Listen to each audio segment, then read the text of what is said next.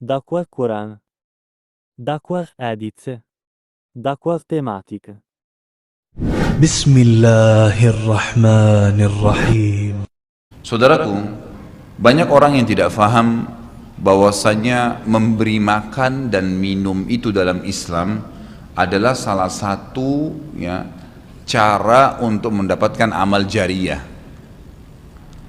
Jadi banyak orang memikirkan amal jariyah itu hanya membangun bangunan, hanya membagikan Al-Quran sehingga dihafal. Intinya fisikal, bentuk materi saja atau material ya. Lebih ke masjid, lebih ke bangunan, lebih ke jalan, lebih ke sumur gitu kan. Padahal sebenarnya ada hal-hal lain yang bisa menjadi penyebab amal jariyah, di antaranya makanan dan minuman. Jadi hadis Nabi SAW yang sahih riwayat Imam Ahmad, ini rahasianya di hadis ini. Kata Nabi SAW, ma wudi'a ta'amun illa wada'allahu fihi barakah. Tidak ada makanan atau minuman yang dihidangkan untuk orang lain kecuali Allah, atau dihidangkan buat diri sendiri juga masuk sebenarnya, kecuali Allah jadikan bagian dari makanan dan minuman itu berkah. Maksudnya berkah apa? Kata para ulama, dia akan berada di tubuh orang yang mengkonsumsinya selama dia masih hidup. Jadi begini, orang tua kita semua, Bapak Ibu sekalian, orang tua kita, seperti saya, orang tua saya misalnya, pada saat saya ceramah di masjid ini, saya mendapatkan pahala karena menyampaikan agama Allah, insya Allah, bila diikuti dengan keikhlasan. Semoga Allah ikhlaskan niat kita. Orang tua saya panen pahala saya. Kenapa Bapak Ibu sekalian? Karena saya tumbuh dari ASI ibu saya, dan saya tumbuh dari nafkah ayah saya. Makanan, minuman yang saya makan selama ini sehingga membantu pertumbuhan badan saya menjadi besar, dan akhirnya saya bisa hidup, maka itu menjadi amal jariyah. Makanya dalam hadis riwayat Imam Muslim, seorang sahabat bertanya, ya Rasulullah, ayyul islami khair, perbuatan apa dalam Islam yang khair? Khair ini yang baik sekali, pahalanya besar sekali, selain yang wajib, yang sunnah-sunnah aja nih. Nabi SAW tidak mengatakan perbanyaklah sholat sunnah. Kenapa? Sholat sunnah secara individual, puasa sunnah, zikir, ngaji, bukan. Karena orang ini mengatakan khair artinya yang banyak sekali pahalanya, banyak sekali manfaatnya, dan ringan, sunnah. Berarti orang lain bisa merasakan. Apa jawaban Nabi SAW? Tut'imut ta'am wa tusallimu ala man ta'rif wa man lam ta'rif. Engkau memberikan makan dan minum kepada orang yang kau kenal atau kau tidak kenal. Memberi makan umumnya. Dan engkau menyebarkan salam kepada orang muslim yang kau kenal atau kau tidak kenal. Tapi saksi bahasan kita potongan awal hadis ini, di mana Nabi SAW menjadikan amal yang paling baik, besar pahalanya dalam Islam ternyata memberi makan dan minum orang lain. Kok bisa? Bukankah dalam secara akal kita, kalau kita makan dan minum kan habis gitu kan? Ternyata yang dibuang oleh tubuh itu yang tidak dibutuhkan saja.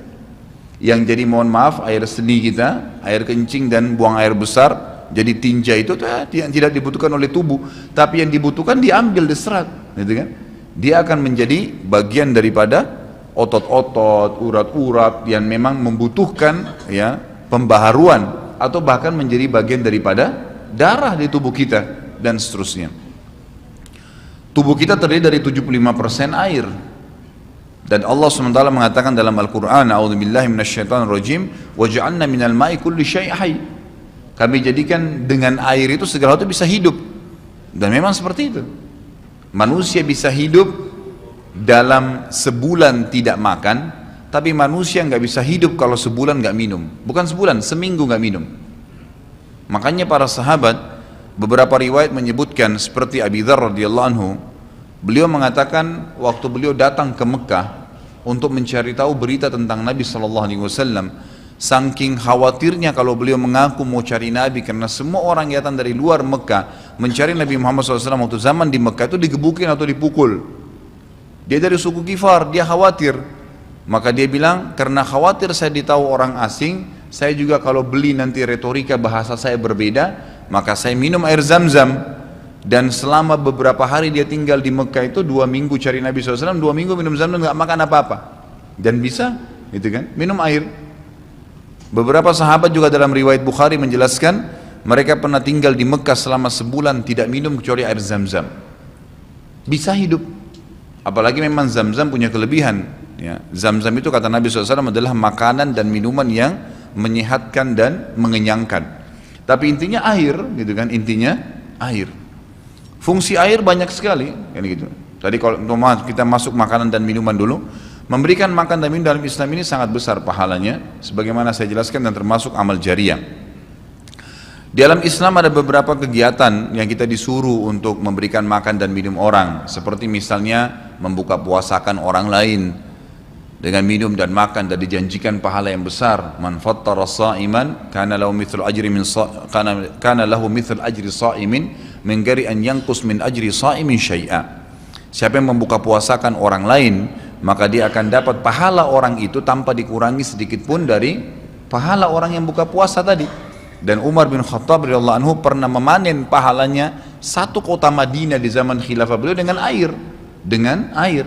Jadi zaman khilafah beliau di akhir hidupnya, atau maaf, di akhir khilafahnya beliau sempat di akhir Ramadan juga, bukan di akhir khilafah, mohon maaf, di akhir Ramadan, dia salah 1 tahun khilafahnya beliau sempat ingin membuka puasakan orang, sudah mau habis Ramadan, ingin dapat pahala. Waktu itu beliau jadi khalifah, jadi raja, diiklankanlah di Madinah. Ya, dia bilang pada pembantunya, gulamnya, tolong iklankan kalau saya akan buka puasakan orang, ingin cari pahala. Orang semua diiklanin, Amir Mu'minin bin Khattab mengundang buka puasa. Orang-orang pada berbondong-bondong datang. Yang undang siapa? Raja. Yang orang bayangkan ini akan ada kambing bakar, yang akan ada ini, akan ada itu, macam-macam. Raja yang undang, gitu kan. Ternyata Bapak Ibu sekalian, waktu sudah ngumpul semua jemaahnya, masyarakat depan rumah Umar menyuruh membagikan gelas-gelas yang zaman itu memang terbuat dari tanah liat. Kemudian dibagikan satu-satu dan disuruh antri di sumur, gitu kan. Karena memang mereka minumnya di sumur waktu itu, tidak ada sumber air yang lain, gitu kan. Mereka antri di sumur, lalu mereka ambil isi air masing-masing di sumur itu, antri kemudian sambil duduk. Setiap kali seseorang di antara mereka dituangkan air di gelasnya, mereka berkata, mungkin sebentar keluar kurmahnya, makanannya dan seterusnya. Begitu terdengar azan, kata Umar kepada pembantunya, sampaikan kepada seluruh muslimin, silakan berbuka puasa dengan air yang ada di tangan mereka. Maka dia pun mengatakan, silakan buka puasa, dan selesai segelas air ini, maka selesai buka puasanya Amir Mu'minin, gitu. Orang akhirnya bubar, tapi pada saat itu orang faham Umar bin Khattab ingin mencari pahala orang, gitu kan, ingin mencari pahala saja. Dan ini sudah saya tekankan, kalau menjelang Ramadan, Anda juga bisa ikuti pengajian saya di YouTube, ada judulnya Dahsyatnya Ramadan. Salah satunya itu kalau tiba Ramadan, ikhwah, maka maksimalkan waktu membuka puasakan orang. Apa susahnya membeli sedus air, ya, air mineral, berapa harganya? 20.000, 30.000, 20.000 rupiah kalau nggak salah ya. Air mineral gelas, isinya berapa? 40 sekian. Baik, kalau kita bagiin di masjid, satu orang minum 1 gelas, kita dapat 48 pahala orang buka puasa. Nah, itu luar biasa, hanya dengan 20.000 rupiah. Tapi anehnya banyak orang tidak mau amalkan, padahal itu termasuk selain amal jariah, dapat juga pahala buka puasakan orang lain. Nabi SAW dan juga merupakan ciri para nabi-nabi, mereka itu paling senang mengikram tamunya, dan beliau menjadikan sebagai sebuah prinsip dasar dari iman kepada Allah dan hari akhir, sebagaimana beliau bersabda dalam hadis Bukhari Muslim, man kana yu'minu billahi wal yawmil akhir falyukrim daifahu. Siapa yang beriman, mengaku beriman kepada Allah dan hari akhir, maka dia harus mengikram itu, melayanin, memberikan makan dan minum, ya, mengucapkan tutur kata yang baik bagi tamunya. Intinya memberikan makan dan minum dalam Islam ditekankan sekali, karena itu juga termasuk, ya, amal ibadah, amal jariah dan amal ibadah yang akan mendapatkan pahala. Jadi ada 2 sisi pahala yang didapatkan selain amal jariahnya, selama dia makan dan minum kemudian itu masih ada di dalam tubuhnya, maka berarti itu akan terus menjadi amal jariah. Kata para ulama, dia akan terus menjadi amal jariah pada saat seseorang tumbuh besar. Kayak kasus seseorang manusia tadi, orang tuanya, ayahnya carikan nafkah yang halal, ibunya kasih ASI, kemudian dia tumbuh besar dari situ. Tumbuh besar ini ternyata menjadi otot-ototnya, menjadi komponen dari tubuhnya. Kemudian dia menjadi besar lalu dia menikah. Dari komposisi tubuhnya tadi ternyata ada yang mengalir di sperma dia kepada anaknya. Kemudian anaknya tumbuh besar juga dari situ dan seterusnya. Jadi amal jariah selama masih ada manusia itu. Jadi seperti itu luar biasanya gitu. Di antaranya tadi saya bilang kita bisa mendapatkan pahala dengan buka puasakan orang. Yang kedua, mengikram orang. Mengikram ini memberikan, menyuguhkan sesuatu buat tamu. Ya. Termasuk ya, yang dianjurkan adalah sering-sering ya, mentraktir orang lain. Ada kultum saya itu. Subhanallah, saya isi salah satu pengajian di salah satu kantor di Sudirman ini. Sampai saya dibisikin, Ustadz, setelah saya nonton di YouTube ceramahnya Ustadz tentang traktir, ini teman-teman semua pada berebut nih, saling traktir-traktiran gitu. Jadi nggak lagi nunggu temannya yang bayar, tapi dia yang bayar duluan. Ternyata itu amal jariah ya Ustadz ya. Oh iya, amal jariah. Kan gitu. Memberikan makan orang, bayangkan kalau dia makan dan minum dia kenyang. Kemudian ada yang jelas pasti ya, makanan minuman yang dimakan dan diminum itu pasti ada bagian yang akan menjadi komposisi tubuhnya. Nggak mungkin semua terbuang. Maka itu berarti akan jadi amal jariah. Apalagi kalau dasarnya yang kita berikan makan orang-orang yang bertakwa, orang soleh, luar biasa, makin kuat dia beribadah. Ciri Nabi Ibrahim alaihissalam, Nabi Ibrahim itu malah luar biasa ikramnya, ya. Dia suka dengan tamu, sampai-sampai kalau dihidangkan makan, cirinya beliau nggak pernah makan sendiri. Pasti habis dihidangkan makan, dibuka pintu rumahnya, siapapun lewat dipanggil makan sama dia. Syekh bin Baz hafizahullah rahimahullah, beliau sudah meninggal. Salah satu muridnya menceritakan, beliau itu punya rumah, ya, rumahnya dia di belakang atau di samping rumahnya itu ada sebuah tempat yang kosong, pakai AC, ya dilapangkan seperti masjid inilah. Setiap hari beliau menyiapkan makan siang dan makan malam untuk 600 orang. Setiap hari. Siang itu untuk 600 orang, malam untuk 600 orang. Jadi 1200 orang yang makan setiap hari. Atau 1200 porsi lah ya. Kalau orang yang sama makan siang dan makan malam. Sampai-sampai beliau bukan mengundang ya, enggak diundang orang. Jadi awal-awalnya saja diiklanin. Jadi kalau sudah tiba waktu makan siang, yang lagi nyapu jalanan mampir, yang lagi lewat mampir, yang muridnya mampir, yang kerabatnya mampir, pokoknya mampir 600 orang. Siang malam, tiap hari sampai belum meninggal. Itu bagaimana mereka mengikramnya. Kadang-kadang kita subhanallah, makanan kita taruh di kulkas sampai rusak, nggak mau dibagi kepada orang.